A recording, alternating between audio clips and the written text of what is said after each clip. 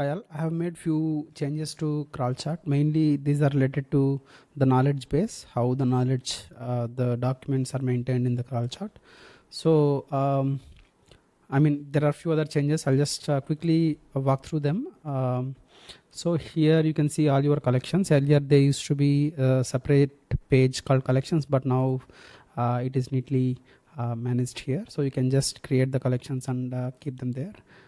So once you have a collection, there is something called knowledge. Here you can create knowledge groups. So the concept of knowledge groups is that you can manage a group of documents. For example, you can have one group for the documentation website, or another group for GitHub code base, or another group for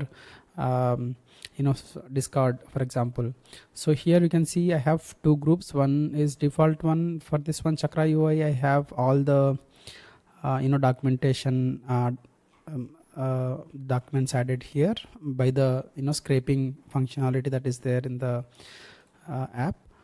The second one I have is Discord learning. So whenever I make the Discord bot learn something, they get added here. For example, here you can see there are few documents got added by the Discord bot. So the idea is that I will add more options on top of these groups. For example, in future I can just auto update these documents. For example, if it is website, I will keep updating them every week or so. So yeah, so that is one update. Knowledge groups, you can add more knowledge groups from here. For now you can create these two. The Discord one gets created automatically, so you can give name, the URL. If it is web or if it is GitHub, you can give the GitHub repo URL and the branch and few more options. So yeah, so that is one. And second one is message channels. So here under messages section, you can see there are you can see all the messages. They are coming from MCP servers, Discord bots, and the the embedded chat bot as well.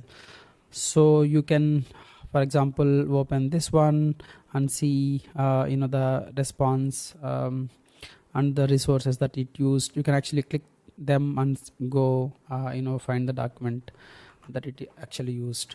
So here you can see the score. So what is score? You can read about it here. In short, 0 means not so good, I mean worst. 1 means best. That says what is the quality of the answer, how confident it was, the documents that are fetched, how relevant they were to the question that has been asked.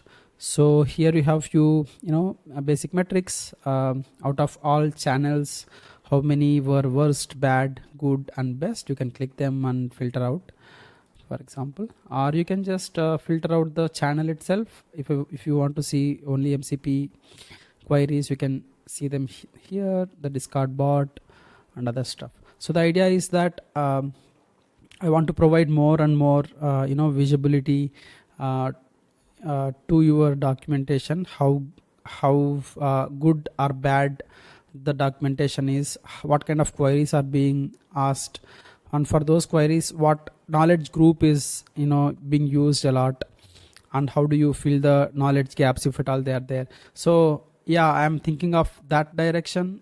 So the motto is becoming like have documentation, deliver the documentation with AI on multiple channels, and get full control and visibility of how good your documentation is and how to make it better.